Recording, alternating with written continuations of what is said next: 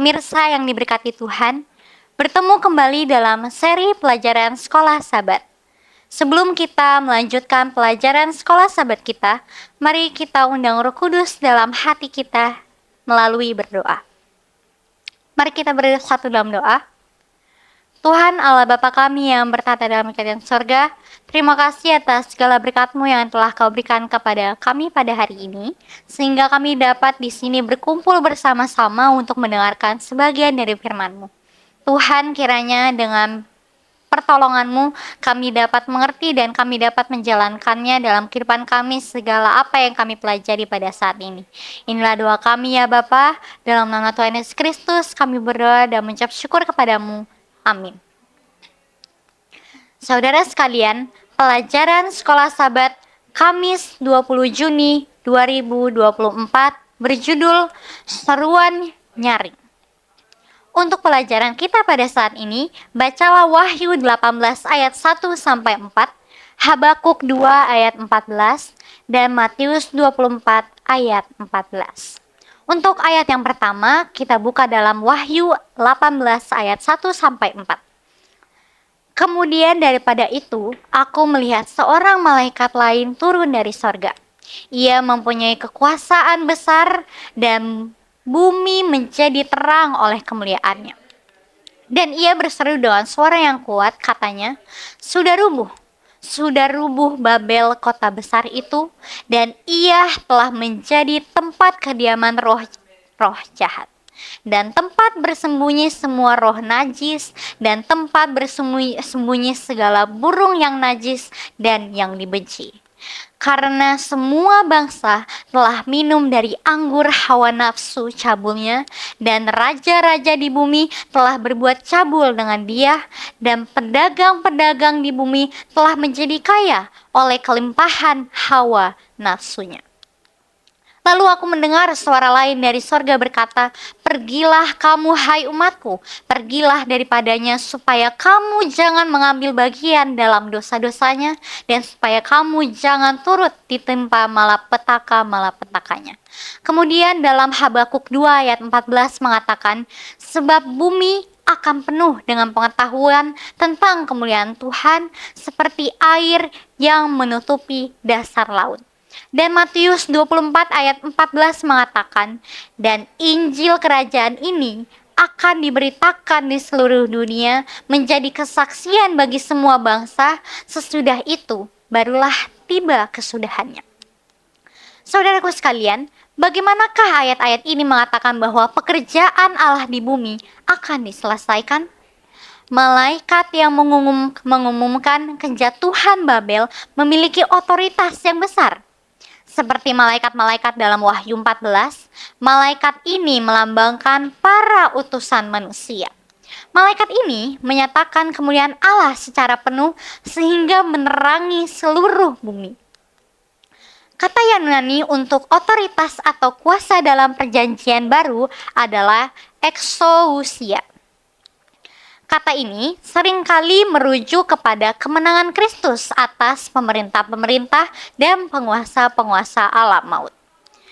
Bapak Ibu saudara sekalian, Yesus menggunakan kata ini dalam Injil Matius selaras dengan pengutusan para muridnya. Dalam Matius 10 ayat 1 mengatakan, Yesus memberikan kuasa kepada murid-muridnya atas pemerintah-pemerintah dan penguasa-penguasa alam maut. Dia mengutus mereka dengan kuasa ilahi untuk menjadi pemenang dalam peperangan antara yang baik dan yang jahat. Dalam Matius 28, sekali lagi mengutus mereka dengan segala kuasa di sorga-sorga dan di bumi untuk pergilah, jadikanlah semua bangsa muridku. Ayat ini terdapat dalam Matius 28 ayat 18 dan 19. Dipenuhi dengan kuasa Roh Kudus, maju dengan otoritas Kristus yang hidup, yang dalam kehidupan dan kematiannya menang atas pemerintah-pemerintah dan penguasa-penguasa alam maut, gereja perjanjian baru menerangi bumi dengan kemuliaan Allah. Dalam beberapa tahun yang singkat, para murid memberitakan Injil ke seluruh dunia yang dikenal pada waktu itu. terdapat dalam Kolose 1 ayat 23. Saudaraku sekalian, pada akhir zaman, Roh Kudus akan dicurahkan dengan kuasa yang belum pernah terjadi sebelumnya, dan Injil akan disebarkan dengan cepat sampai ke ujung bumi. Ribuan orang akan bertobat dalam satu hari, dan kasih karunia Tuhan serta kebenaran akan berdampak pada seluruh planet ini. Dengan cara ini, dunia akan diperingatkan dan Injil serta pengharapan yang ditawarkannya akan disebarkan ke seluruh dunia. Pekerjaan besar pengabaran Injil tidak akan ditutup dengan manifestasi kuasa Allah yang kurang dari yang menandai pembukaan penyerahan. Nubuatan-nubuatan yang telah digenapi pada pencurahan hujan awal pada pembukaan penyiaran Injil sekali lagi akan digenapi pada hujan akhir pada penutupan penyiaran Injil itu. Hamba-hamba Allah dengan wajah yang diterangi dan bersinar dengan pengabdian kudus akan mempercepat penyiaran kabaran dari surga itu dari satu tempat ke tempat yang lain. Saudaraku sekalian, melalui ribuan suara amaran itu akan disampaikan ke seluruh dunia. Mukjizat-mukjizat akan diadakan, orang sakit disembuhkan, dan tanda-tanda ajaib akan menyertai orang-orang yang percaya. Kutipan ini diambil dari Ellen G. White, Kemenangan Akhir, halaman 518. Lalu, apakah yang menahan pencurahan Roh Kudus yang dahsyat, hujan akhir dan seruan nyaring? Sekecil apapun peran kita sebagai individu, peran apakah yang dapat kita lakukan dengan bersikap terbuka dan menerima pencurahan Roh Kudus? Inilah pembelajaran kita. Tuhan memberkati kita semua. Kita kembali berdoa. Tuhan Allah Bapa kami yang bertahta dalam kerajaan sorga, terima kasih atas segala berkat-Mu yang telah Kau berikan kepada kami. Engkau begitu baik dalam kehidupan kami sehingga kami dapat di sini berkumpul untuk mendengarkan firman-Mu. Tuhan, kiranya apa yang kami pelajari bisa kami mengerti dan kami terapkan dalam kehidupan kami. Juga hamba-Mu di sini berdoa untuk para permisa yang turut serta dalam perbaktian ini, mendengarkan dan juga mempelajari bersama-sama dengan hamba-Mu ini.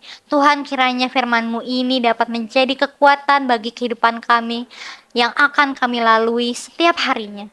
Tuhan, kami yakin dan percaya hanya dengan kekuatan-Mu, hanya dengan kuat kuasa-Mu dan perlindungan-Mu, kami dapat menjalani kehidupan kami yang semakin hari semakin mencekam, semakin mengerikan, dan banyak sekali godaan-godaan setan yang akan kami hadapi selanjutnya.